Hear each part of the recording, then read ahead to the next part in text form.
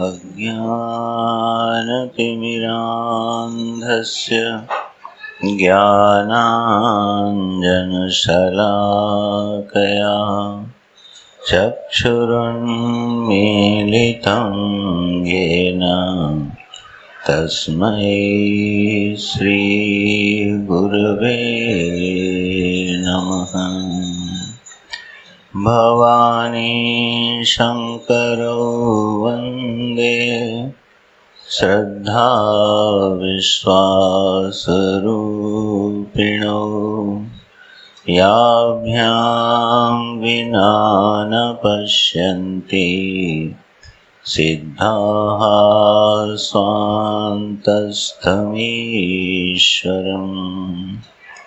वन्दे बोधमयं नित्यं गुरुं शङ्कररूपिणं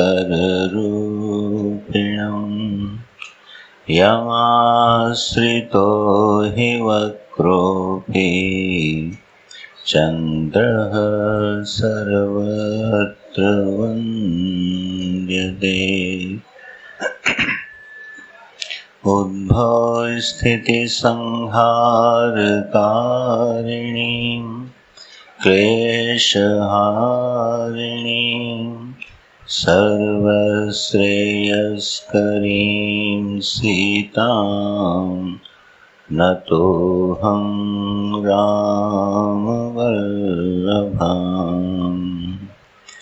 नीलाम्बुजश्यामलकोमलाङ्गं सीतासमारोपितवामभागं पाणौ महाशायकचारुचापं नमामि रामं रघुवंशनाथम्। अतुलितबलधामं हेमशैलाभदेहं दनुजवनकृशानं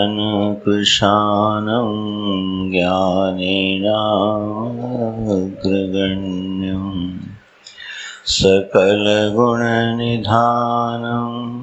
वानराणामधीशं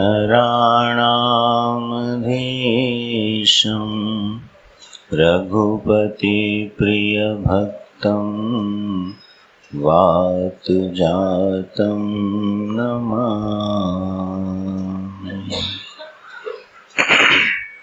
ओम नमः शिवाय। श्री सद्गुरु चरण कमलेभ्यो नमः।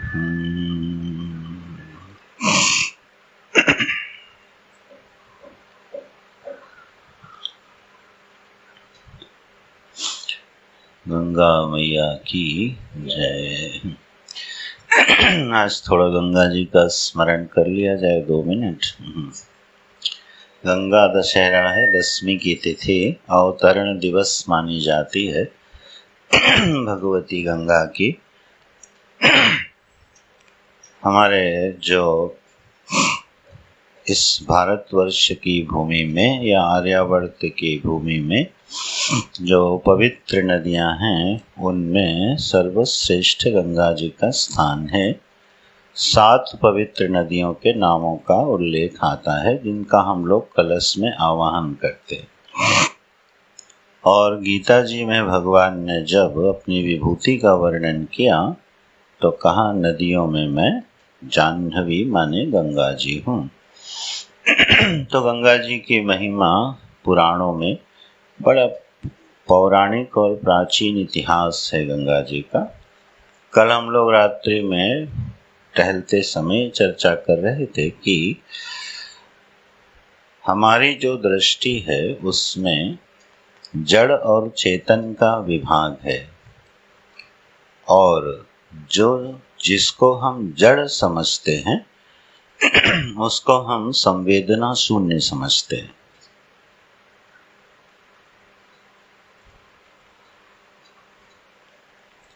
जड़ जो हमारी दृष्टि में होता है उसको हम संवेदना शून्य समझते हैं।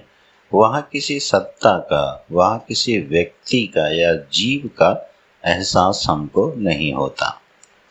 प्रायः जो प्रत्यक्ष प्रमाण मात्र से जो दृष्टि हमको मिलती है उसमें चेतन दृष्टि जाती है बहुत ज़्यादा, तो पशुओं में जाती है, मनुष्यों में जाती है। जो क्रियाशील प्राणी हैं, जो चल रहे हैं, बोल रहे हैं, क्रिया कर रहे हैं, उसी को हमें लगता है ये चेतन है। थोड़ी दृष्टि का और विकास हुआ तो हमें लगा कि वृक्षों में भी जीवन है, वृक्ष भी चेतन होते हैं। तो हमने धीरे थोड़ा मानना स्वीकार किया कि नहीं, वृक्षों में भी एक संवेदना है, एक जीवन है। लेकिन वास्तविकता ये है कि जो पूरा दृश्य जगत है, जिसको हम जड़ कहते हैं, वहाँ हर एक जड़ का कोई न कोई अभिमानी देव बैठा हुआ है और इस दृष्टि से सारी सृष्टि चेतन है। और यही गोस्वामी जी ने प्रकट किया है मानस में भी और अपने अन्य ग्रंथों में भी, कि यह जगत जड़ात्मक नहीं है, चिदात्मक है। चिदात्मक का अर्थ हो गया ज्ञानात्मक है।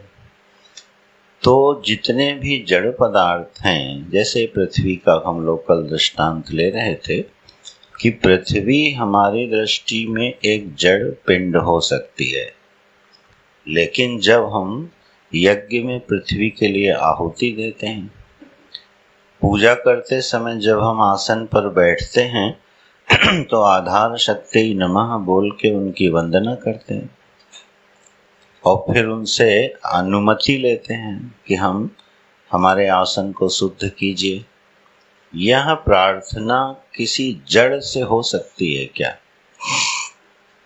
मान लीजिए ये मेज है, तो क्या इस मेज से मैं कोई प्रार्थना करूंगा? इस मेज से कोई प्रार्थना संभव हमको नहीं दिखाई देती, क्योंकि यहाँ उस प्रार्थना को सुनने वाला कौन है? जिसको हम जड़ देखेंगे तो वहाँ फिर प्रार्थना वाला कौन है जो हमारी प्रार्थना सुनेगा और रिस्पॉन्ड करेगा? तो हमने पृथ्वी की पूजा की, जल की पूजा की, अग्नि की पूजा की, वायु की पूजा की, आकाश की पूजा की और उनसे निर्मित पदार्थों की पूजा की, हिमालय की पूजा की, नदियों की पूजा की, तीर्थों की पूजा की, धामों की पूजा की। तो इसके पीछे कोई विज्ञान होना चाहिए ना।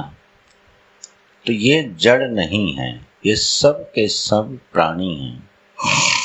जैसे हम और आप एक शरीर लेके घूम रहे हैं, उसी तरह आकाश का एक शरीर है, वायु का शरीर है, अग्नि का शरीर है। किसी जीव के मन में ऐसी उत्कट अभिलाषा रही कि उसको अग्न्यात्मक शरीर मिला, तो वही अग्नि देव हो गया, कोई वायु देव हो गया, कोई विराट का अभिमानी होके ब्रह्मा हो गया।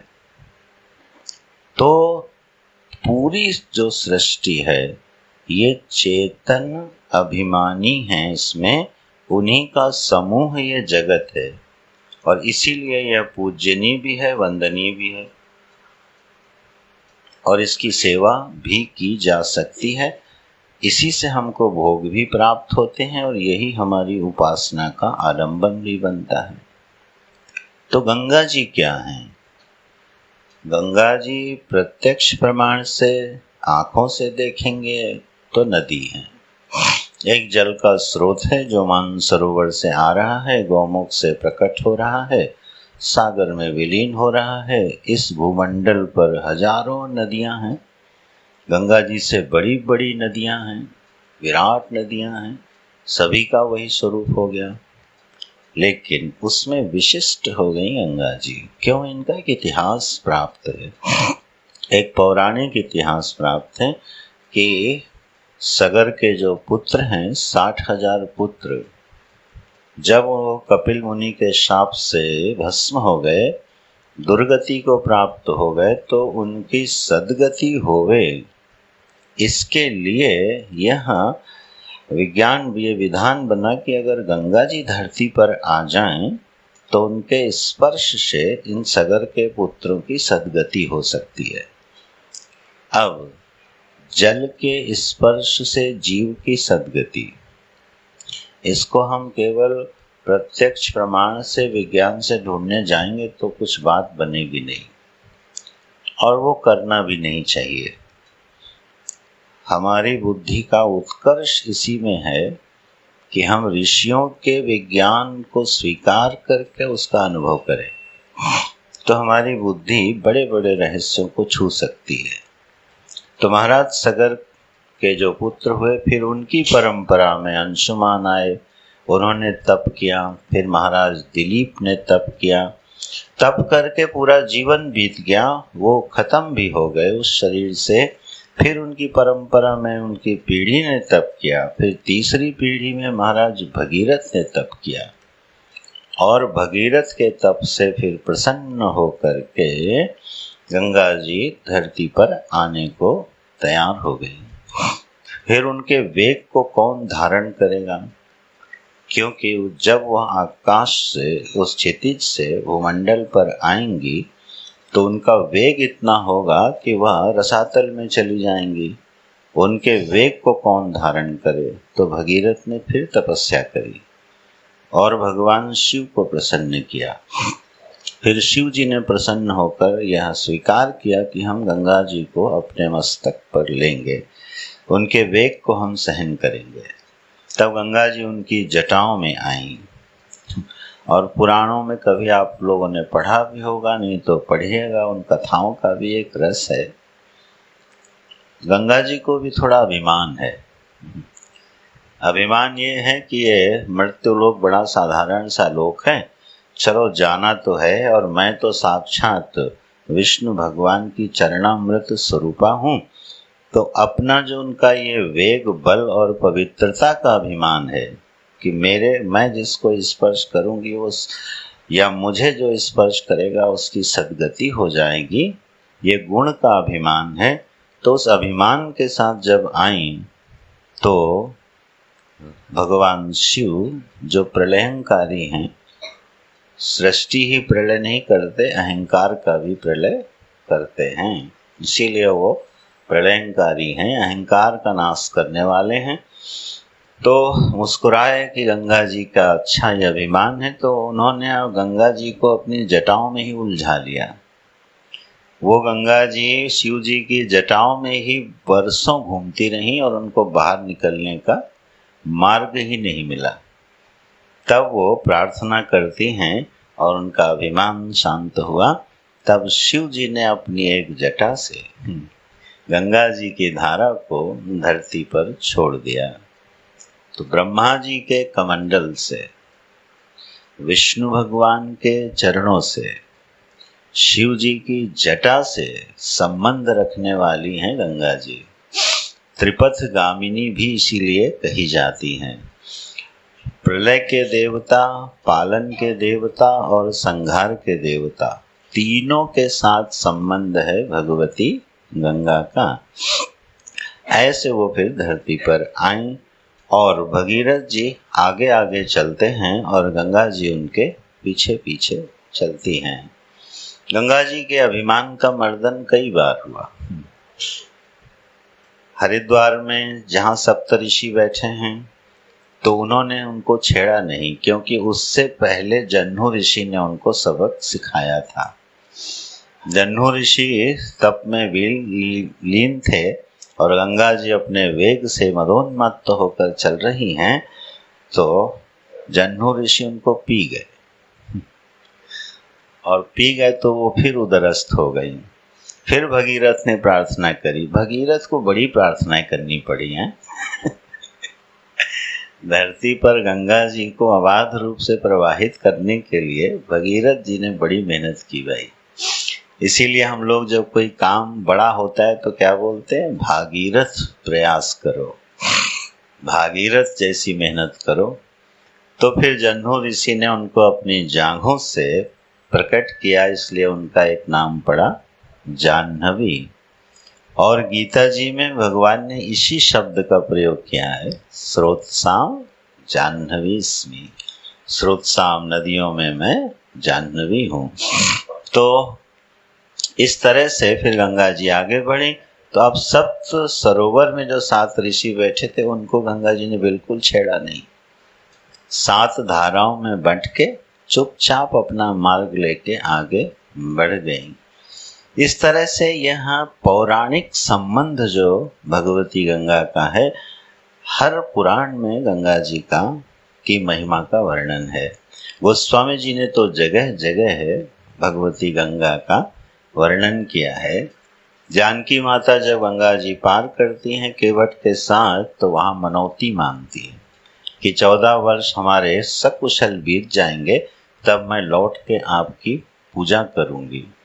इस तरह देवसुर जो गंगा जी हैं उनकी जानकी जी आराधना करती हैं, प्रभु श्री राम उनकी आराधना करते हैं।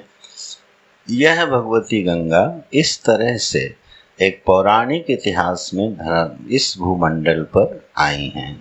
प्रयोजन था कि इनका स्पर्श पाने से दुर्गति को प्राप्त हुए जो जीव हैं उनको क्या मिलेगी? सद्गति मिलती है। अब ये पौराणिक विश्वास है, श्रद्धा है। इस श्रद्धा के साथ अगर गंगा जी का सेवन होवेगा तो निश्चित रूप से इसी फल की प्राप्ति होवेगी, इसमें कोई संदेह नहीं। हमारे परम पूज्य परंपरा के तपोवन महाराज जी बाबा गुरु तो गंगा जी के ही उपासक थे। और इस तट पर इतने ऋषियों ने तप किया है और गंगा जी ने उनकी हर मांग पूरी की है। छोटे बड़े हर प्रार्थी को उन्होंने सुना है और उनकी प्रार्थना के अनुरूप उनको फल दिया है। ऐसा इनके तट पर रहने वालों का अनुभव है, तो एक आकर्षण है उनमें। यह गंगा जी अपने पूर्व जीवन में करदम ऋषि की 9 कन्याएं थीं। उन 9 कन्याओं में उनकी एक कन्या की जो वंश परंपरा चली उसमें देवकुल्या नाम की एक कन्या हुई। वही देवकुल्या नाम की कन्या भगवान की आराधना करके अगले जन्मों में गंगा जी के रूप में अवतरित हुई, प्रकट हुई। तो यह उनके पूर्व जन्मों का भी इतिहास उपलब्ध है। विराजे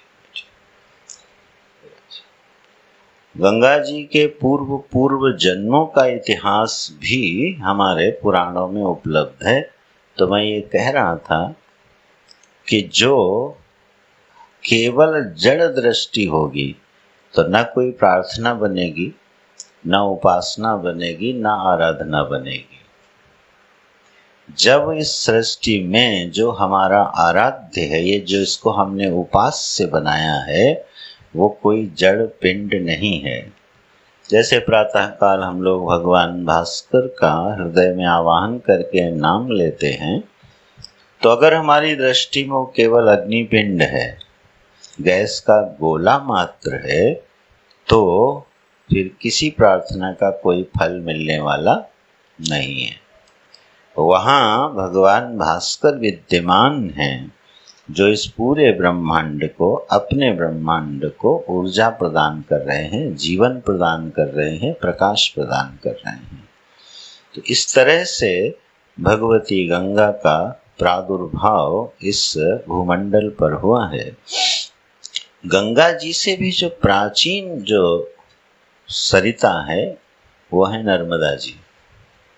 नर्मदा जी इतिहास में काल की दृष्टि से गंगा जी से भी प्राचीन है, क्योंकि महाराज दशरथ जी ने नर्मदा जी के तट पर यज्ञ किए थे और बलि ने यज्ञ किया था।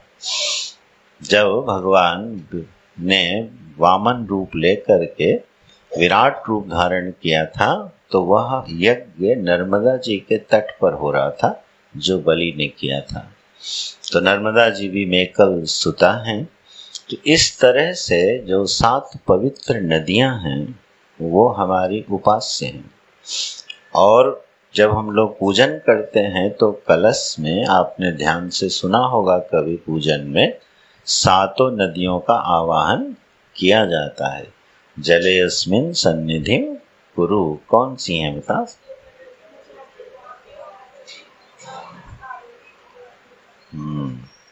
चलो स्मृतियां शुरू हो गई हैं। ये 7 पवित्र नदियां हैं जिनका हम आवाहन करते हैं। कहाँ? कलश में। गुरु जी की एक सीक्रेट बात बता देता हूँ। गुरु जी को स्नान करने में बहुत समय लगता था। ठीक, अब स्नान के समय का कारण क्या था भाई? इतना समय स्नान करने में क्यों लगेगा?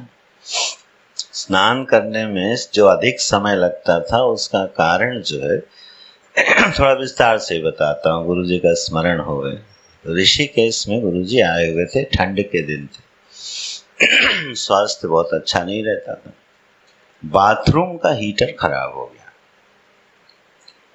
तो मुझे लगा कि बाथरूम में हीटर की कोई खास जरूरत तो होती नहीं, तो मैंने थोड़ा प्रमाद कर दिया, उसको जल्दी ठीक नहीं कराया। एक दिन बीत गया, ठीक नहीं हुआ वो। दूसरे दिन पूछा हीटर ठीक हुआ? हमने कहा नहीं। तो थोड़ी आवाज़ बदली, तो मैं समझ गया मामला गड़बड़ है। मैं तुरंत उसको दूसरा लाके वहाँ स्थापित किया। पर मन में आया कि बाथरूम में हीटर की क्या ज़रूरत हो सकती है। गुरुजी तो अंतर्यामी। फिर शाम को या दूसरे दिन बैठे, देखो भाई, स्नान की अपनी अपनी विधि होती है। स्नान करते समय मैं 7 नदियों का आह्वान करता हूँ, बताया था ना। 7 नदियों का आह्वान करता हूँ, सप्त सागर का स्मरण करता हूँ, इस भूमंडल पर उपलब्ध समस्त पवित्र जो जल के स्रोत हैं उनका ध्यान करता हूँ, उसके बाद स्नान करता हूँ, जिससे शरीर भगवान की पूजा में लगाना है ना। शिव भूत्वा शिवम यजेत, तो ये स्नान की प्रक्रिया हो गई। उसके बाद जो भस्म लेपन होता है 12 अंगों में पूरे मंत्रों के साथ वो भस्म लेपन होता है। ये सजाने के लिए भस्म नहीं लगाई जाती थी कि सुंदर दिखना है या कोई विधि निभानी है, नहीं। मंत्रों से आवाहन होता था, 12 अंगों में उस भस्म का लेपन होता था। इसके पश्चात वो बाथरूम से बाहर आते थे। अब अगर गर्म पानी से स्नान करके कोई 20 मिनट बाथरूम में रहेगा तो सर्दी गर्मी होगी कि नहीं होगी? हम लोग अगर स्नान करते हैं तो कैसे सर्दियों में, शायद 3 मिनट 5 मिनट। तब मुझे समझ में आया कि नहीं, महापुरुषों के हर कार्य के पीछे कोई ना कोई रहस्य होता है, इसलिए उसमें ज़्यादा अकल नहीं लगानी चाहिए। तो कहने का मतलब ये है कि यह जो विराट जगत हमारे सामने उपलब्ध है, सुबह में जो ईशावास्यम है वो इसी तरह सजता है। यह जो विराट जगत है इसको मैं किस दृष्टि से देख रहा हूँ। ठीक है, आज गुरु जी की याद कर लो थोड़ी। एक बार रात्रि में 2 बजे निकले और पीले रंग का एक गुलाब खिला हुआ था, तो नेचुरली आकांक्षा रहती कि इसको दिखाया जाए कि वाटिका में इतना सुंदर गुलाब खिला हुआ है। पीला रंग उनको पसंद भी था। तो जब रात्रि में निकले तो मैंने जब उस पुष्प के पास से गुजरे तो मैंने फूल पे हाथ लगाया। उनका गुरु जी देखिए ये आज पुष्प। बोले छो नहीं, दूर हटो, छो नहीं उसको जी। बोले रात्रि में पौधे ना शयन करते हैं और उनको डिस्टर्ब नहीं करना चाहिए, ये अभी सो रहा है। ठीक है। नंद बाबा जब कुछ समय स्नान करने चले गए तो वरुण के अनुचर उनको पकड़ के बंदी बना ले गए। क्यों? मध्याह्न जो रात्रि होती है, ब्रह्म मुहूर्त तक, उसमें किसी भी पवित्र नदी में स्नान नहीं करना चाहिए, वो अपराध है। इसलिए नंद बाबा को वरुण के अनुचर उठा ले गए। वो गलती से मध्य रात्रि में स्नान किए थे। तो यह विज्ञान अगर हमारे हृदय में थोड़ा उतरने लगे तो ये सृष्टि कैसी दिखने लगेगी? ये जड़ात्मक नहीं दिखेगी, यह भोगात्मक नहीं दिखेगी, यह उपभोग या उपयोगात्मक नहीं दिखेगी, यह चिद विलास दिखने लगेगी धीरे धीरे। तो अगर भगवती गंगा जी, जिनका इतना पवित्र इतिहास इस कल्प के जितने प्राचीन ग्रंथ हैं सब में उपलब्ध है, तो वह यह भगवती गंगा हैं, देवकुल्या हैं, ये ऋषि स्वरूपिणी हैं, और इसीलिए इस देश की प्राण हैं, इस देश की संस्कृति की प्रतीक हैं। और गंगा जल की निर्मलता जो है वो आप जानते ही हैं कि अगर आप गौमुख से जल भर लो तो 10 साल भी रखे रहो वो जल खराब नहीं होता है। तो यह इनकी दिव्यताएं हैं। तो जब हर हर गंगे करके डुबकी लगाई जाए, यहाँ तो डुबकी लग नहीं रही किसी की ये तो लोटे से नहाना मुश्किल हो रहा है आज मैंने अंजुलि में जल लिया तर्पण करने के लिए, तो जितनी देर मंत्र पढ़ा उतनी देर में ये अंगुलियां जो हैं दर्द करने लगी, उतना जल ठंडा था। मंत्र पढ़ना मुश्किल हो गया, लेकिन फिर भी स्नान तो जैसे तैसे बने हो जाए ना बने तो आचमन हो जाए, आचमन भी ना होवे तो दर्शन तो हो ही जाए। दर्शन का मतलब देखना नहीं होता दर्शन का मतलब होता है भाव की दृष्टि से निहारना, उसको दर्शन बोलते हैं। जब हम भगवान के मंदिर में जाते हैं तो क्या बोलते हैं? भगवान का दर्शन करने जा रहे हैं, ये नहीं बोलते हैं भगवान को देखने जा रहे हैं और जब मित्र को देखने जाते हैं तब बोले हमारा मित्र बीमार है उसको देखने जा रहे हैं, वहां तो नहीं बोलते हम जरा दर्शन करने जा रहे हैं। भगवान का विग्रह जाते देखने नहीं, दर्शन करने जाते।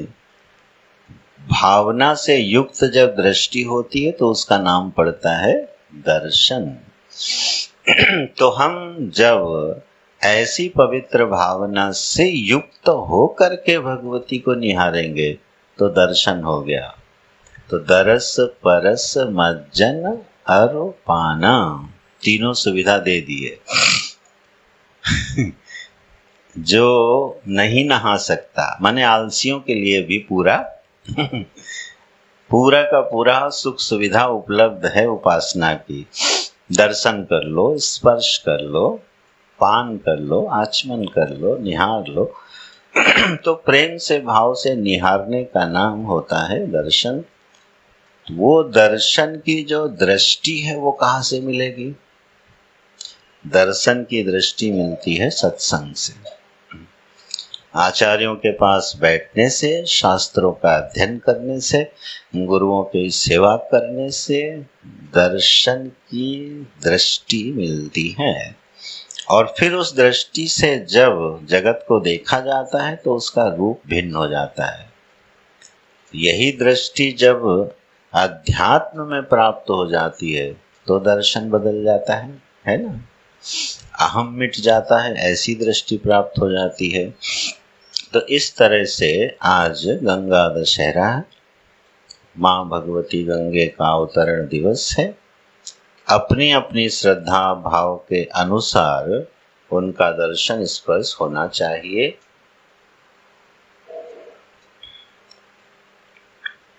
ऐसा होने से जो हमारा मन है वह दर्शन से पवित्र होता है और वह पवित्र मन शक्ति संपन्न होकर के भगवान के गुणों का, प्रभाव का, स्वभाव का अनुसंधान करने में समर्थ होता है। अब इस बात को बहुत यहाँ तर्क देके समझाने की जरूरत तो है नहीं, सभी श्रद्धालु बैठे हैं, आस्तिक बैठे हैं, इसमें कोई यहाँ तर्क युक्ति की आवश्यकता नहीं है। तो इस तरह से भगवती को प्रणाम करना चाहिए।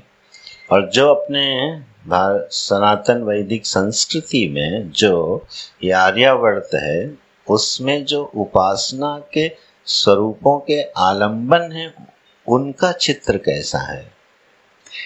हमारे पास 12 ज्योतिर्लिंग हैं, ठीक, 52 शक्तिपीठ हैं, 4 धाम हैं, 8 पुरी हैं, 7 पवित्र नदियां हैं, 4 सरोवर हैं,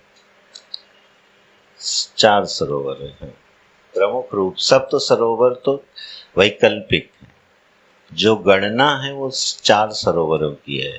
मानसरोवर, नारायण सरोवर, पंपा सरोवर और बिंदु सरोवर। ये पौराणिक इतिहास से संपन्न 4 पवित्र सरोवर हैं और 84 तीर्थ हैं। इतना मिला करके ये बनता है हम लोगों की वैदिक संस्कृति का स्थूल रूप, ठीक है।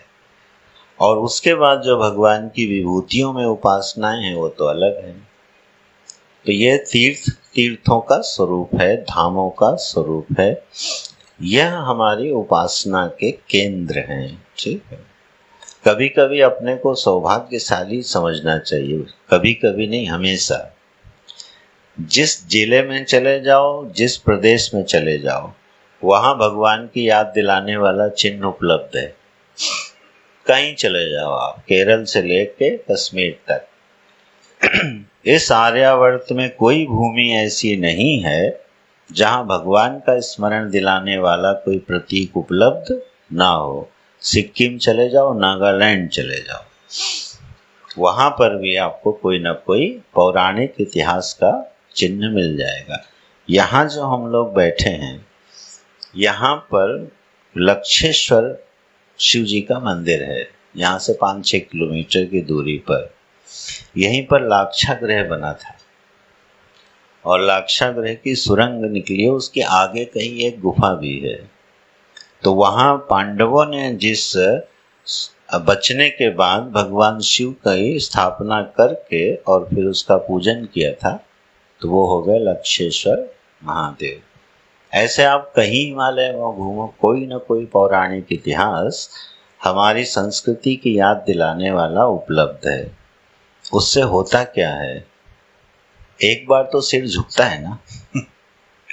जब आप उधर जाओगे और उसका इतिहास मालूम होगा तो एक बार सिर झुकेगा ना, एक बार हरि का नाम मुख से निकलेगा, एक बार थोड़ी सी प्रार्थना का स्वर मिल जाएगा।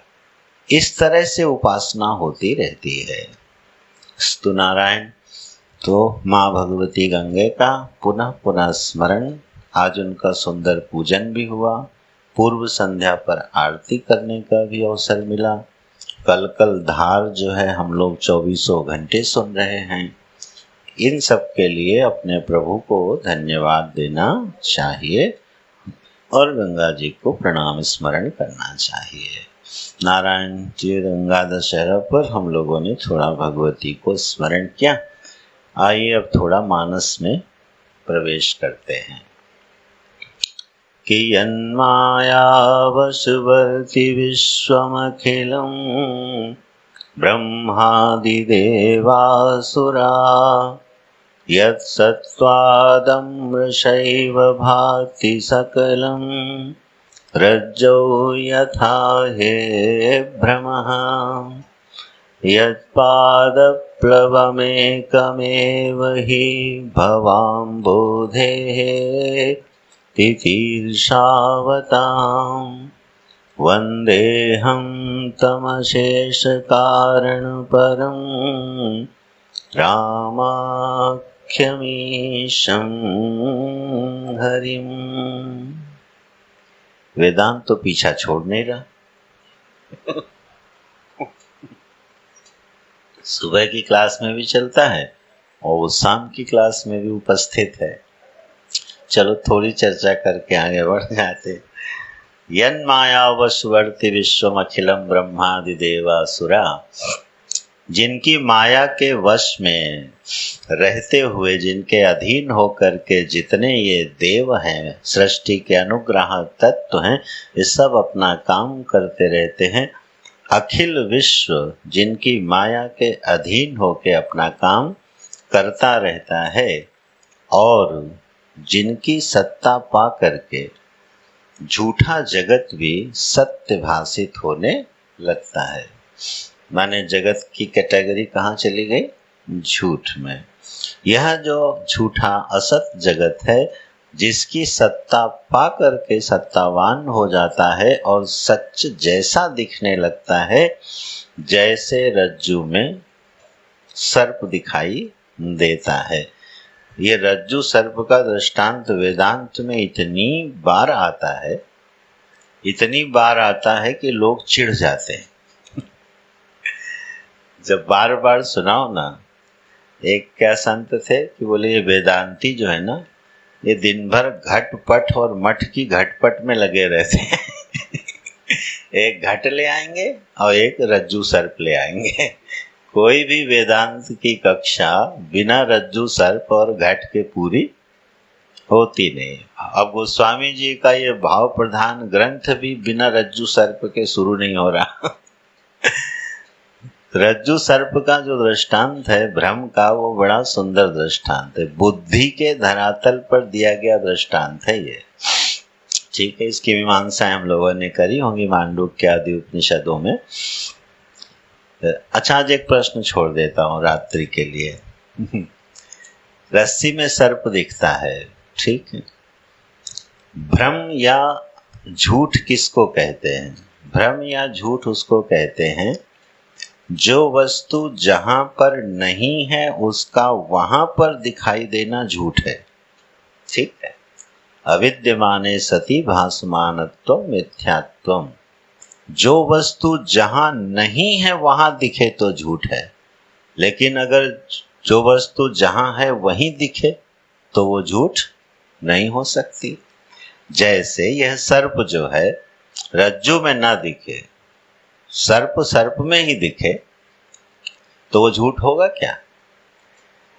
तो वो झूठ नहीं है। क्यों? जो सर्प है वो सर्प में ही सर्प का दर्शन हो रहा है, तो वो वस्तु दर्शन है, मिथ्या दर्शन नहीं है।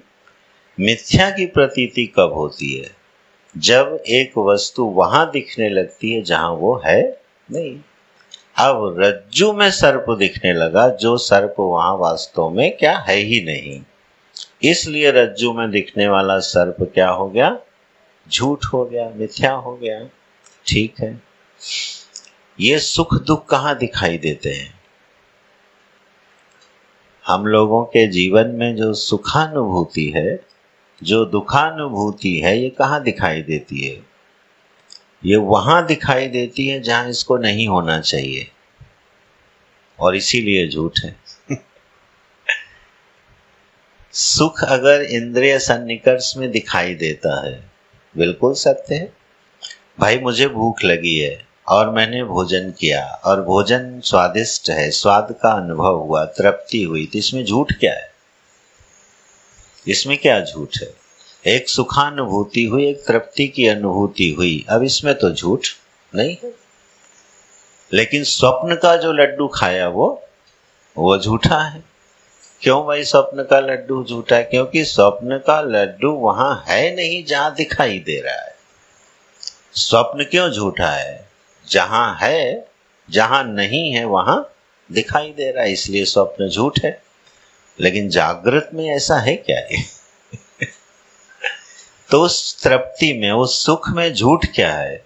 बोले उस सुख दुख में झूठ ये है, वह सुख मन में है, दिखाई कहां दे रहा है? मैं में। सुखानुभूति का आश्रय क्या है? मन। मन जब सुखाकार वृत्ति धारण किया तभी तो सुख का अनुभव हुआ, और मन में दुख के आकार की वृत्ति हो गई तो दुख का अनुभव हुआ। वह सुख दुख का अनुभव जिसका निमित्त और आश्रय मन है, वह अनुभव में कहाँ आ रहा है? मुझ अखंड कूटस्थ निरंजन आत्मा में। तो असंग आत्मा में जो सुखानुभूति वो मिथ्या है कि नहीं है? और अंतःकरण में जो सुखानुभूति है वो सत्य है कि नहीं है? अंतःकरण में सुखानुभूति दुखानुभूति तो होनी ही चाहिए, क्योंकि जो चीज जहां है वही दिख रही है, बिल्कुल सत्य है। ज्ञानी की दृष्टि क्या होती है? स्वरूप में वो ना सुख देखता है ना दुख देखता है, और अंतःकरण में सुखी दुखी होकर व्यवहार करता है, और इसीलिए उसको बोलते हैं लीला। लीला किसको बोलते हो आप? लीला आप उसको बोलते हो कि आप अंदर से कुछ हो और बाहर से कुछ। माने पाखंडी को बोलते हैं लीलाधारी। अगर कठोरता से कहना हो, भाई पाखंडी कौन है? जो अंदर से कुछ है और बाहर से। भाई ये शब्द भगवान पे मत लगाना। वो इसके लिए लीला शब्द ठीक है।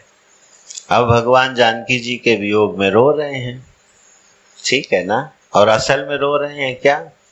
नहीं। तो दो पर्सनालिटी हो गई कि नहीं हो गई?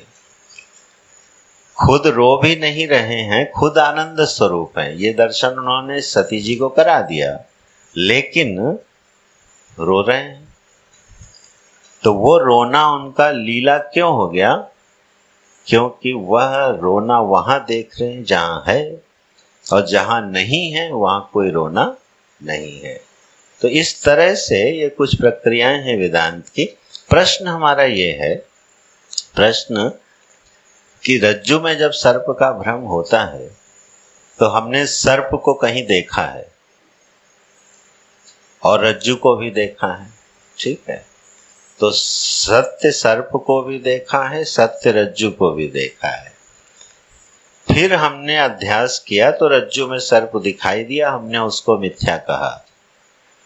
जब हम आत्मा में जगत को मिथ्या कहते हैं तो जगत को पहले हमने जरूर देखा होगा।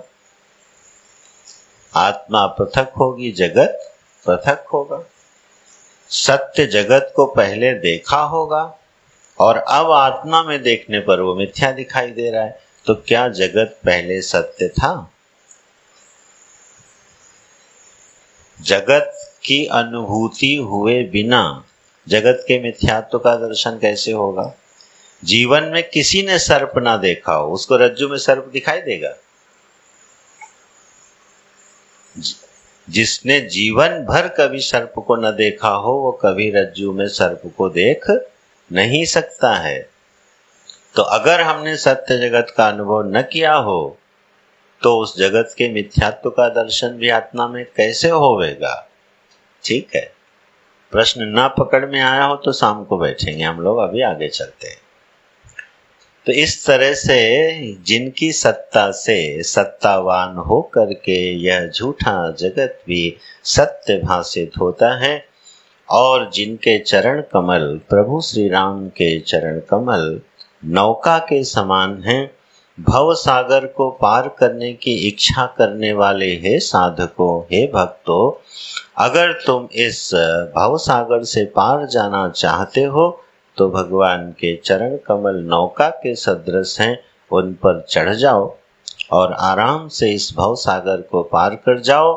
ऐसे प्रभु को तम अशेष कारण परम रामाख्यम जगदीशम रामाख्यमीशम हरिम, राम जी के नाम से जाने जाने वाले, राम जी के नाम से प्रसिद्ध जो मेरे प्रभु हैं वो इस जगत के अशेष कारण हैं, स्वयंभू कारण हैं, ठीक है? कार्य कारण अतीत भाव से रहते हुए कारण हैं। उनको मैं प्रणाम करता हूँ और मैं उनकी शरण लेता हूँ। अब मुझे लगता है ये प्रश्न जीवन में कभी नहीं आना चाहिए कि राम जी विष्णु के अवतार हैं कि किसी शक्ति के अवतार हैं। राम जी साक्षात क्या हैं? परब्रह्म परमात्मा के अवतार हैं। तो ये प्रश्न बहुत उठते हैं कि कौन किसका अवतार है। जितने भी अवतार हुए हैं सनातन धर्म में और जितने भी होंगे वह साक्षात निर्गुण निराकार परब्रह्म परमात्मा हमारी प्रार्थना को स्वीकार करके और फिर हमारे सामने हमारे भावों के अनुसार उपलब्ध होता है, उसी का नाम अवतार होता है। जब भी अवतार होता है, भगवान का जो अवतार होता है वह निर्गुण निराकार जो अस्तित्व मात्र ब्रह्म परमात्मा है, वही अपनी अनिर्वचनीय माया शक्ति का आश्रय लेकर के अनेकों अनेकों रूपों में अवतरित होता है। वही हमारे प्रभु श्री राम हैं। ऐसे अशेष कारण जगत के जो हैं उन श्री राम जी की मैं वंदना करता हूँ। और अगर कोई भव सागर पार जाने की इच्छा रखता हो, इस पर थोड़ा सा नजर मारिए। गोस्वामी जी कह रहे हैं भव सागर से पार जाने की इच्छा जो रखता है उसके लिए भगवान के चरण नौका के सदृश हैं। तो इससे ये प्रश्न उपस्थित हो जाता है कि सभी को भव सागर से पार जाने की इच्छा होती नहीं है। इस संसार का अतिक्रमण मैं कर जाऊं, यह इच्छा सभी के हृदय में आती नहीं है। ऐसी इच्छा जिस सौभाग्यशाली के, भगवान का अनुग्रह प्राप्त करने वाले के, सद्गुरु के चरणों का आश्रय लेकर सेवा करने वाले के, उपासना करने वाले के हृदय में अगर यह भाव उपस्थित हो जाए कि यह भाव, यह संसार एक सागर है और इसमें डूबना निश्चित है और मुझे इससे पार जाना है। संसार को सागर से उपमा इसलिए दी जाती है कि सागर का आदि तो दिखता है, अंत नहीं दिखता। तट तो दिखता है, लेकिन जब तट पर आप दृष्टि डालो तो उसका अंत नहीं दिखता। आज मुझे अपनी आदि तो दिख रही है, इस शरीर में मैं बैठा हूँ, इस संसार में मैं जी रहा हूँ, लेकिन मुझे अपना कोई अंत और छोर दिखाई नहीं दे रहा। मुझे जाना कहाँ है, कितनी लंबी यात्राएं करनी है, दूसरा किनारा कहाँ है, वो किनारा हमको दिखाई नहीं देता। इसलिए संसार को सागर से उपमा दी जाती है। और दूसरा, सागर की गहराई नहीं नापी जाती। और इसी तरह हम लोग अपने जीवन की गहराई नाप नहीं पाते हैं कि इसका सत्य क्या है। तो संसार सागर की उपमा दी जाती है, सो सागर के सदृश है। और अगर हमको इससे पार जाना है तो भगवान की चरण कमल को जोर से पकड़ लो। वो नौका के सदृश हैं, उस पे चढ़ जाओ। ऐसे प्रभु श्री राम हमारा आश्रय बने, मैं उनको प्रणाम करता हूँ। और अब गोस्वामी जी अब प्रवेश करते हैं अपनी मानस में, अपनी बात कहते हैं, अपने मन की एक बात कहते हैं कि नाना पुराण निगमागम सम्मतं यत् रामायणे निगदितं क्वचिदन्यतोऽपि स्वान्तः सुखाय श्रीरघुनाथ गाथा भाषा निबंधम मंजुलमातनोति। ये शब्द ना सुनने में बड़ा मधुर लगता है। स्वांत सुखाय तुलसी रघुनाथ गाथा। अरे स्वामी गोस्वामी जी, आप ये मानस क्यों लिख रहे हो?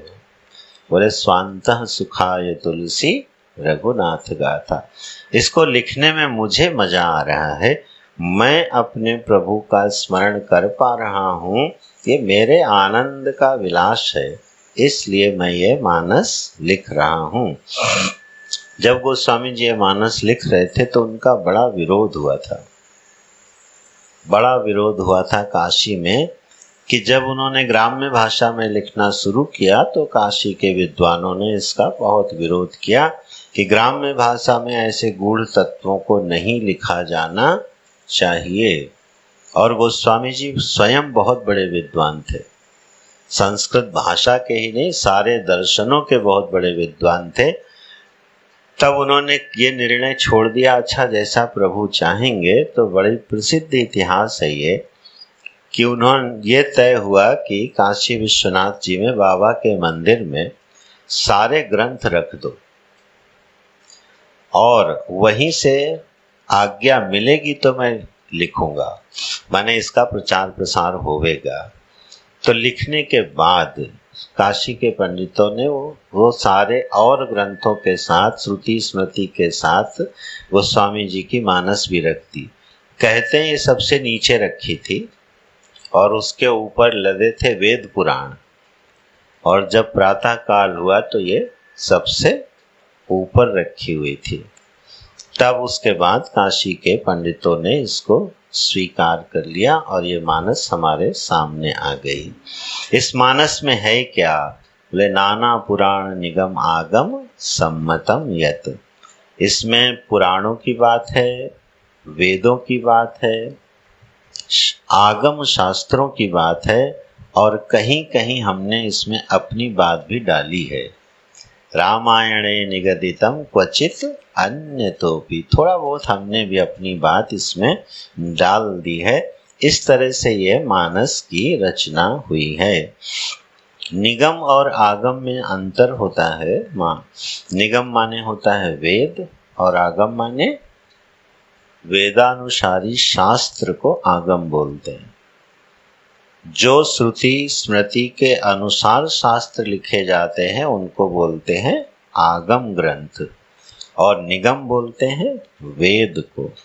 वेद का नाम निगम इसलिए है, नितराम गमयति बोधयति, जो सब तरफ से बोध को उत्पन्न करता है, ज्ञान को उत्पन्न करता है, उसका नाम है निगम। और उसके अनुसार जो ग्रंथ लिखे जाते हैं उसका नाम है आगम। तो इस रामचरितमानस में आगम निगम सम्मत जितनी बातें हैं वो सब मिलेंगी। कुछ मैंने भी अपने मनोभावों को इसमें रखा है, और लिख इसलिए रहा हूँ कि इसको लिखने में मुझे बड़ा आनंद आता है। तो स्वांतः सुखाय तुलसी रघुनाथ गाथा। किसी ने पूछा होगा गोस्वामी जी से, केवल अपने ही मजे के लिए लिख रहे हो क्या? तो धीरे से बोल गए, बुध विश्राम सकल जनरंजन। इसमें जो है, जो विद्वान लोग होंगे उनको तो उनकी बुद्धि को विश्राम मिलेगा, और जो सामान्य लोग होंगे उनका क्या होगा? स्वस्थ मनोरंजन होगा। मनोरंजन तो होगा, लेकिन कैसा मनोरंजन होगा? स्वस्थ मनोरंजन होगा। ऐसा यह, इस दृष्टि से मैं यह रामचरितमानस की रचना करने जा रहा हूँ, जिसमें बुद्धिमानों की बुद्धि को विश्राम मिलेगा। और जनरंजन कैसे होगा? जब भगवान का विवाह कराए हैं तो इतना लंबा कराए हैं, इतना लंबा विवाह कराए हैं और बिहार प्रांत में और यूपी के गांवों में इसका जितना रस ले लेके गान होता है, पाठ किया जाता है, उसमें हर लोक परंपरा का, और जैसे गाली देने की परंपरा, ठीक है, विवाह में क्या होता है? गालियां दी जाती हैं। जब वर पक्ष के लोग आते हैं तो वधू पक्ष के लोग उनको भोजन कराते समय क्या सुनाते हैं? गालियां सुनाते हैं। और जब वो गालियां सुनाते हैं तो वर पक्ष के लोग भोजन और धीमे धीमे खाना शुरू कर देते हैं, जिससे और अधिक गालियां सुनने को मिले। ये लोक रंजन है। और ऐसी सुंदर परंपराएं हैं, जूता चुराने की नहीं है लेकिन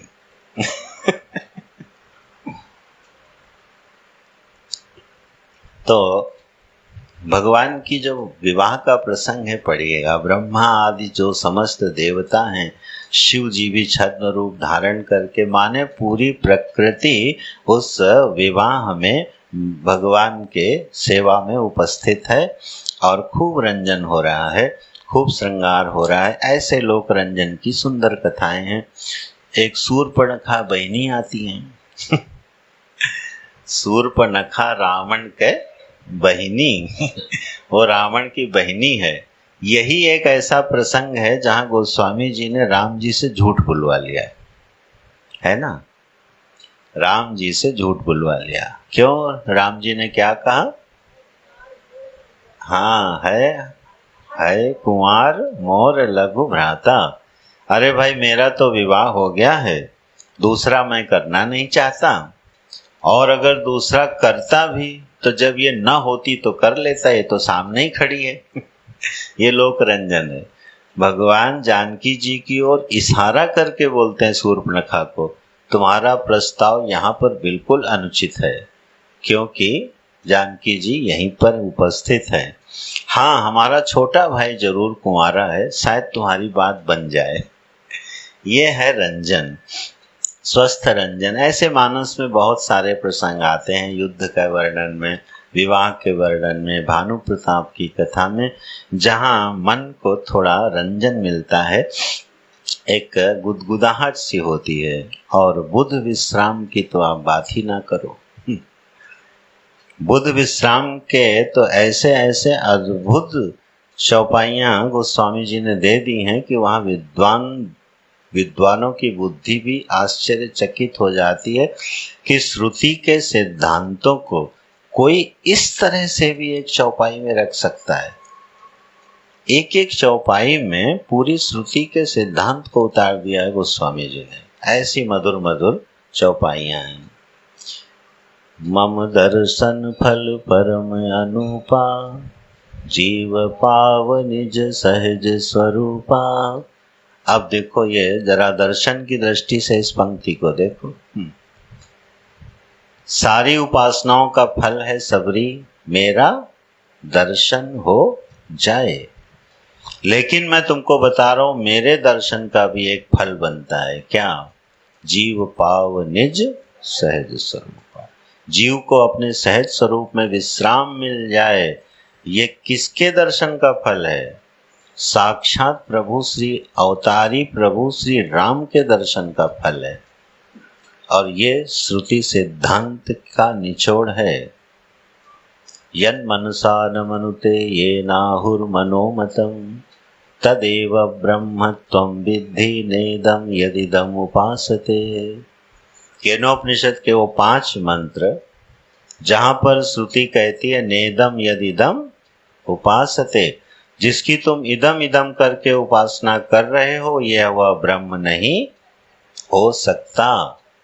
जो हमारी आंख का विषय बन जाए, जो इदम हो जाए, जो हमारे स्पर्श का विषय बन जाए, वाणी का विषय बन जाए, वो कभी ब्रह्म हो नहीं सकता। इस सिद्धांत को गोस्वामी जी ने शबरी जी के प्रसंग में एक चौपाई में सुंदर ढंग से पिरो दिया। ऐसे बुध विश्राम के तो बहुत चौपाइयां हैं इसमें। कहते हैं परम पूज्य श्री रामानुजाचार्य जी जिस समय भाष्य लिख रहे थे, और जब उन्होंने केनोपनिषद पर भाष्य लिखना शुरू किया और यह पंक्ति आई नेदम यदिदम उपासते, तो उन्होंने अपनी कलम तोड़ दी, ऐसा कहते हैं इतिहास में। उसके बाद फिर उन्होंने इस पर भाष्य लिखा नहीं। क्यों? इदम उपासते तद ब्रह्म न, यहाँ पर सबकी कलम टूट जाएगी, क्योंकि इसके बाद फिर आप लिखोगे क्या? जो इदम है वो ब्रह्म नहीं हो सकता। ठीक है। और इदम के अलावा फिर बचता क्या है?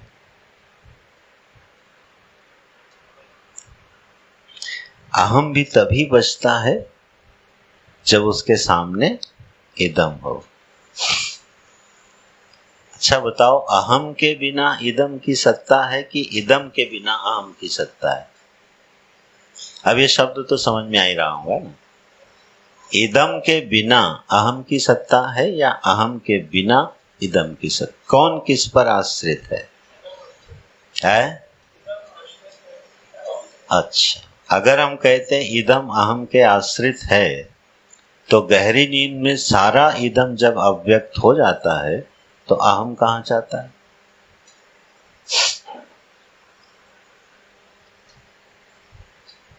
तो अहम भी इदम के आश्रय में है कि नहीं है?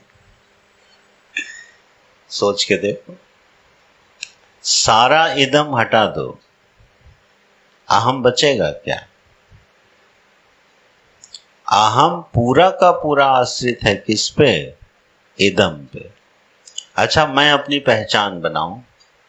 भागवत जी के 11 स्कंध में जब हंस गीता में यह प्रश्न पूछा, हंस के रूप में अवतरित भगवान से ब्रह्मा जी ने पूछा कोसित तुम कौन हो?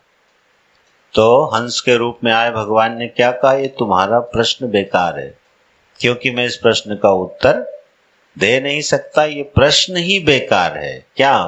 तुम कोसी, तुम कौन हो? मैं कौन हूं जरा उत्तर दे के दिखाओ बिना इदम के।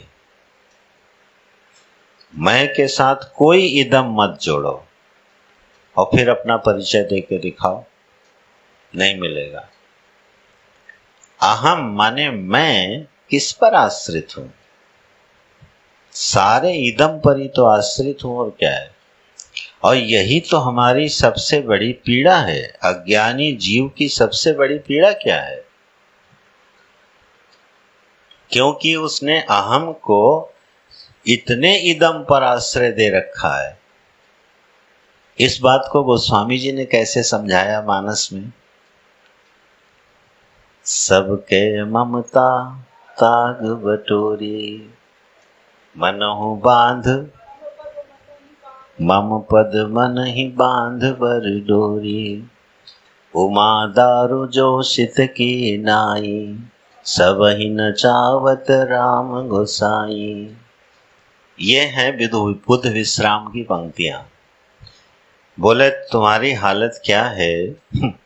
बोले तुमने अपने अहम को इतने इदम में बांधा है जैसे एक कठपुतली होती है और वो 20 धागों से बंधी रहती है और उसको नचाने वाला पीछे बैठा रहता है।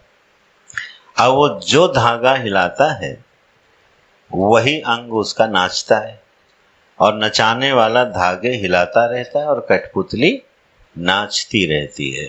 ठीक है। इसी तरह गोस्वामी जी कह रहे हैं, हम लोगों ने इतने इदम पर धागे बांध रखे हैं कि कोई न कोई इदम हिलाता रहता है और मैं नाचता रहता हूँ। ठीक है ना। मैंने आश्रय कहाँ कहाँ दे रखा है? सारे इदम पर, शरीर पर, मन पर, बुद्धि पर। फिर बाहर आ जाओ, धन पर, संबंध पर, पद पर, प्रतिष्ठा पर। ये आश्रय हैं कि नहीं है? किसके आश्रय हैं? अहम के। चलो सीधे अंदर ही चलते हैं। मेरा मन अशांत हो गया, एक धागा खिंच गया ना, तो अशांत कौन हुआ? मन की मैं? मन तो इदम है। अशांत कौन हुआ? अहम। मैं अशांत हो गया। मेरी बुद्धि को कुछ समझ में नहीं आया। अरे यार, मैं आजकल समझ नहीं पा रहा हूं, अज्ञानी हो गया हूं, मैं बेवकूफ हूं। अब ये कहाँ? अहम नाचा कि नहीं नाचा? बुद्धि नाच रही है, मन नाच रहा है, इंद्रियां नाच रही हैं, और शरीर की तो पूछो ही नहीं। पानी बदला, हवा बदला, ये तो कंप्लेंट बॉक्स है। गुरुजी शरीर के बारे में बोलते थे, सबसे नासुकरी चीज है ये। नासुकरी का मतलब थैंकलेस है ये। इसकी जितनी सेवा होती है, जितनी सेवा होती है, लेकिन इसकी कंप्लेंट कभी भी खत्म नहीं हो। बड़ा नासुकरी है ये। एक बार भी धन्यवाद नहीं देता कि तुमने हमारी बड़ी सेवा की, बड़ी कृपा की हमारे ऊपर। नहीं, थोड़ा सा भी इसके कंफर्ट इधर उधर होने लगते हैं, खड़ा हो जाता है। अब अगर मैं इस पर आश्रित हूं, और फिर इसके बाहर जगत में तो हजारों चीज है, मित्र हैं, शत्रु हैं, परिवार है, संबंधी हैं, कोई न कोई हमको हिला रहा है। इस भाव को गोस्वामी जी ने व्यक्त किया है, उमादार जोशित की नाई, सबई नचावत राम गोसाई।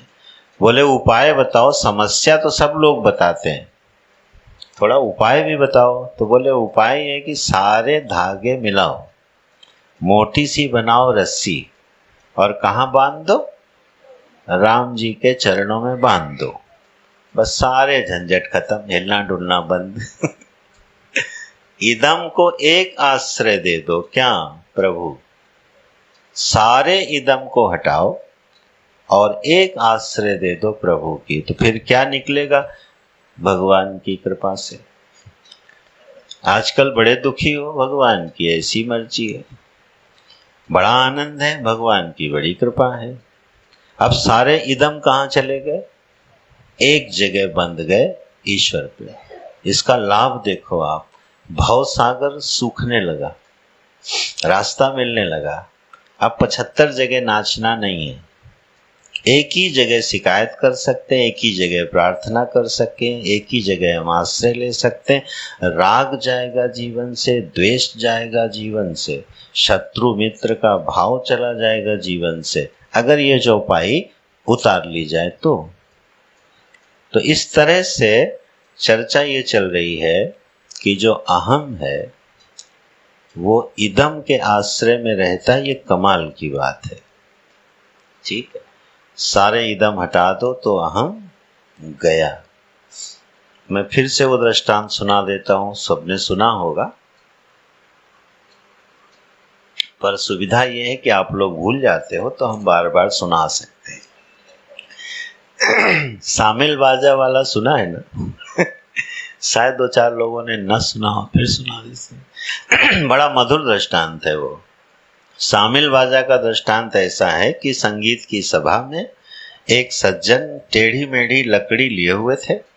लकड़ी जैसा कुछ वाद्य यंत्र सा दिख रहा था और उसको झूम झूम के बजा रहे थे।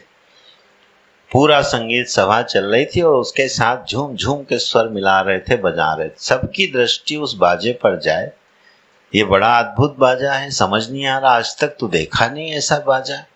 खैर सभा पूरी हुई तो लोगों ने उनको घेरा, बोले ये बाजा कौन सा है? बोले इसका नाम है शामिल बाजा। बोले आज तक सुना नहीं, जरा इसका स्वर दिखाओ कैसा है।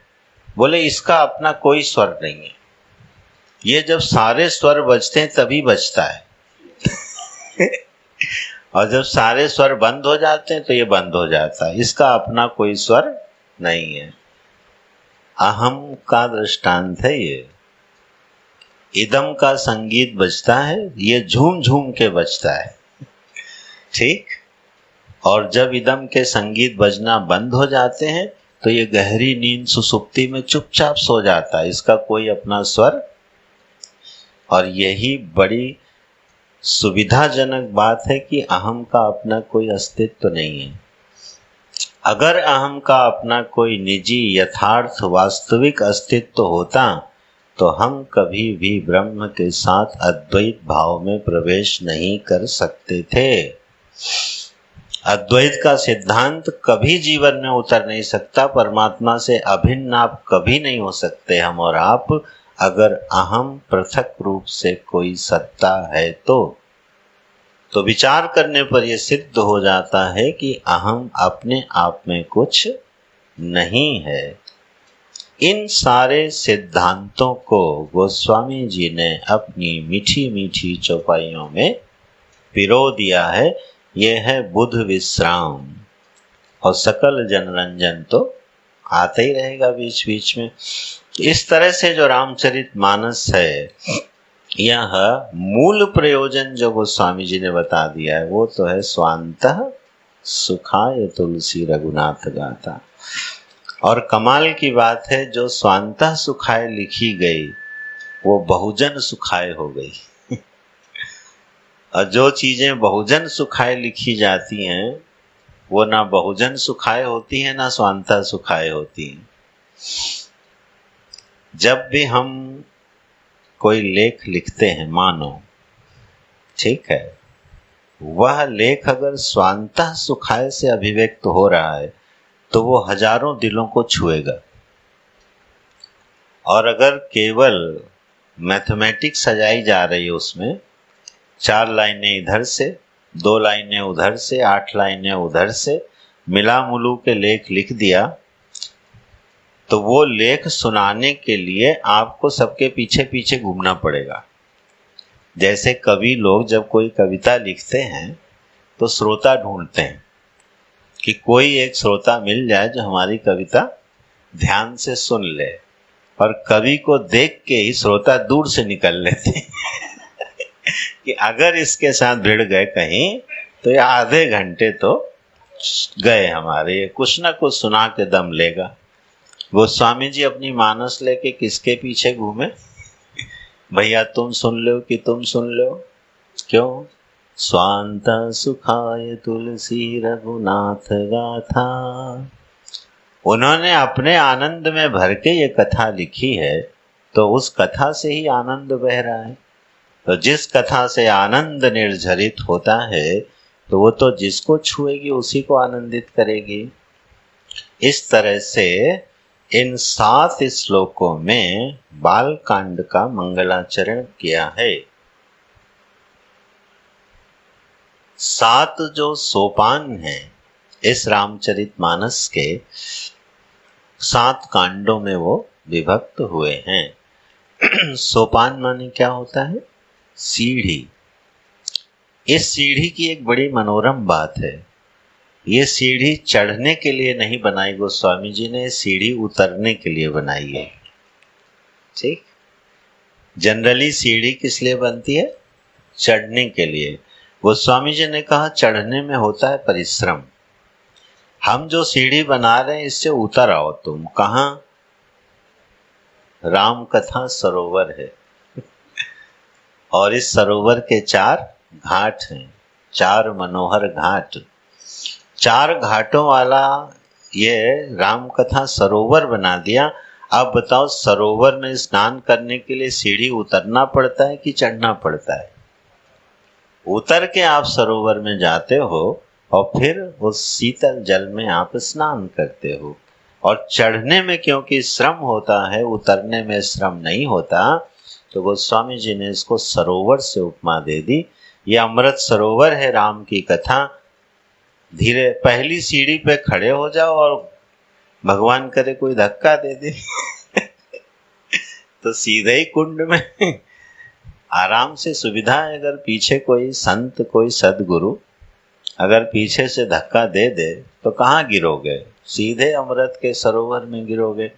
तो इसमें उतरने में जरा सुविधा है। इस भाव को कैसे व्यक्त किया? अति अपार जे सरित बर, जो नृप सेतु कराही, पीली कहु परम लघु, बिनु श्रम पार ही जाए। ये है गोस्वामी जी की अभिव्यक्तियां। बोले कोई बड़ा भारी सरित, बड़ी भारी वेगवती नदी हो और उसे आपको पार करना हो तो कितना श्रम लगेगा, कितना मजबूत नाव बनानी पड़ेगी, या तैर के जाना हो तो कितना कुशल तैराक होगा, पता नहीं जा पाएगा कि नहीं। लेकिन अगर कोई राजा उस नदी पे पुल बना दे तो एक छोटी सी चींटी भी बिना श्रम के पुल पे चढ़ के और नदी पार कर जाएगी। बोले हमारी रामचरितमानस ऐसी ही है। ठीक है, ये रामचरितमानस इस माया रूपी बहती हुई नदी पर क्या है? गोस्वामी जी ने एक पुल बना दिया है। उसमें चाहे पापी हो, चाहे पुण्यात्मा हो, चाहे अधिकारी हो, चाहे अनधिकारी हो, जगदीश माया जानकी सजती पाई कृपा निधान की। मैं उद्धरण इसका श्रुति सेतु पालक के रूप में दे रहा था कि हे राम तुम क्या हो? सेतु हो।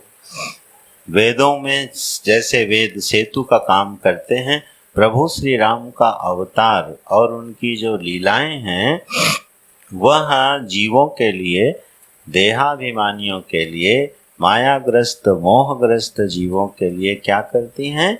सेतु का काम कर जाती हैं और उसका सहारा पकड़ के पार हुआ जा सकता है।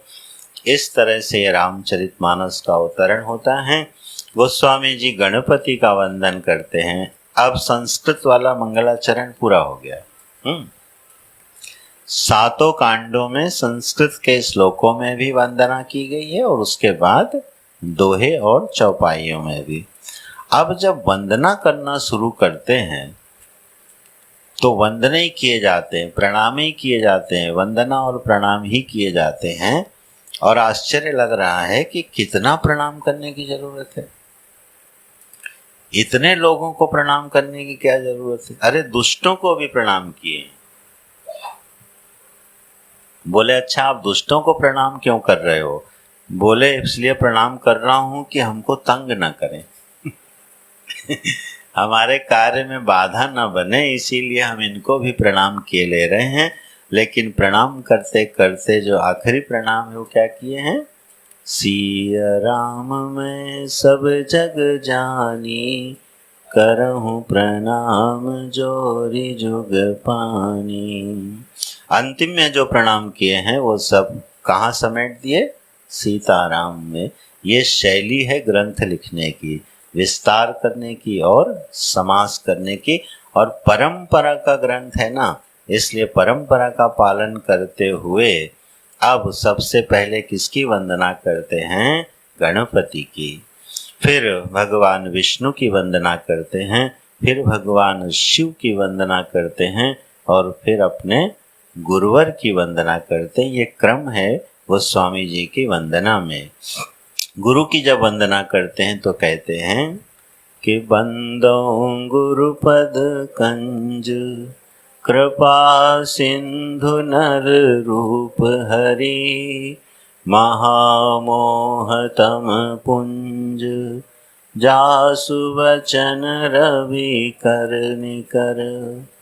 बंदो गुरुपद पदुम परागा, सुरुचि सुवास सरस अनुरागा, अमिय मोरिमय चूरन चारु, समन सकल भव रुज परिवारु, सुकृति संभुतन विमल विभूति, मंजुल मंगल मोद प्रसूति, जन मन मंजु मुकुर मल हरणी, किए तिलक गुण गण बस करनी, श्री गुरु पद नख मणि गण ज्योति, सुमिरत दिव्य दृष्टि होती, दलन मोहतम सोस प्रकाशु, बड़े भाग उर आवै जासु,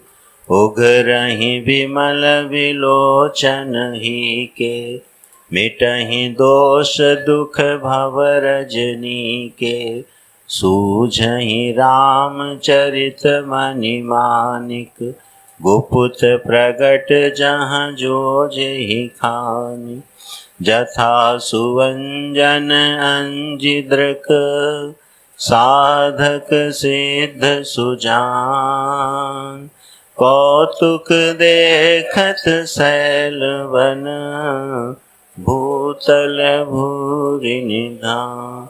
सियावर रामचंद्र की जय, पवन सुत हनुमान की जय, उमापति महादेव की जय, बोलो भाई सब संतन की जय। सद्गुरुनाथ महाराज की जय। अब हम लोग शेष कथा कल देखते हैं। 2 मिनट भगवान का नाम स्मरण करके कथा पूरी करते हैं। क्या हुआ? आरती। अच्छा, कीर्तन करके आरती करते हैं आज। ठीक। नारायण।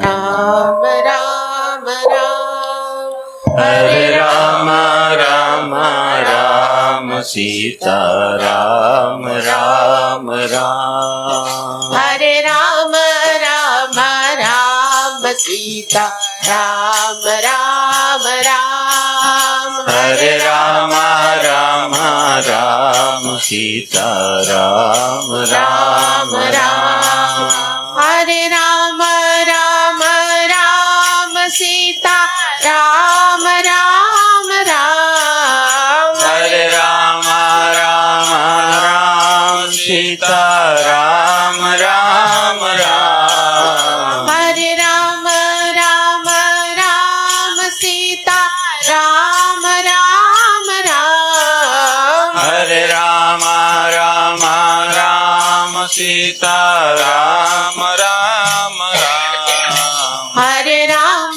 राम राम, सीता राम राम राम, हरे हरे राम राम राम सीता राम राम राम हरे राम राम राम सीता राम राम राम हरे राम राम राम सीता राम राम राम हरे राम राम राम सीता राम राम राम हरे राम राम राम सीता राम राम राम हरे राम राम राम सीता राम राम राम हरे राम राम राम सीता राम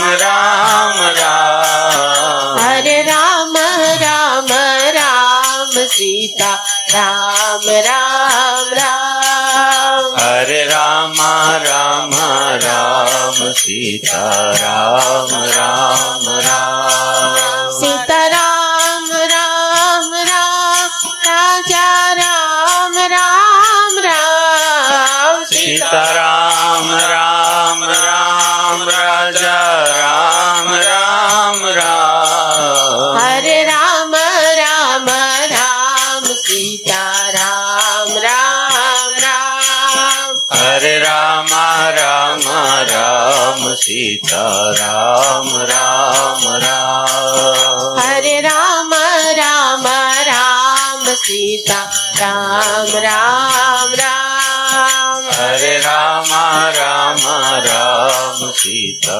राम राम राम हरे राम राम राम सीता राम राम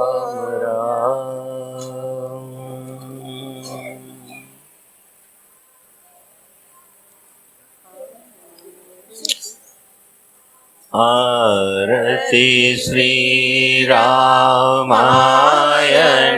जी की कीरति कलित ललित सिरपी की आरती श्री रामायण जी की कीरति कलित ललित सियपी गावत ब्रह्मादिक मुनि नारद वाल्मीकि विज्ञान विशारद सुख सनकादि शेष सारद वरनि पवन सुत कीरति नीति आरती श्री रामायण जी की गावत वेद पुराण अष्टादश छो शास्त्र सब ग्रंथन को रस मुनि जन धन संतन को सर्वस सार अंश सम्मत सबहि की आरती श्री रामायण जी की गावत संतत शंभु भवानी अरुघट संभव मुनि विज्ञानी व्यास आदि कवि वर्ज बखानी काकभुसुंडी गरुड़ के आरती श्री रामायण जी की कलिमल हरानी विषय रस भी की सुभग सिंगार मुक्ति जुभती की दलन रोग भव मूरियमी की तात मात सब विधि तुलसी की आरती श्री रामायण जी की आरती श्री रामायण जी की कीरति कलित ललित सियपी की आरती श्री रामायण जी की कीरति कलित ललित सियपी की। बोलो सियावर रामचंद्र भगवान की, विश्वनाथ भगवान की, गंगा मैया की, सद्गुरुनाथ महाराज की, सब संतन की। ओम नमः पार्वती पतये हर हर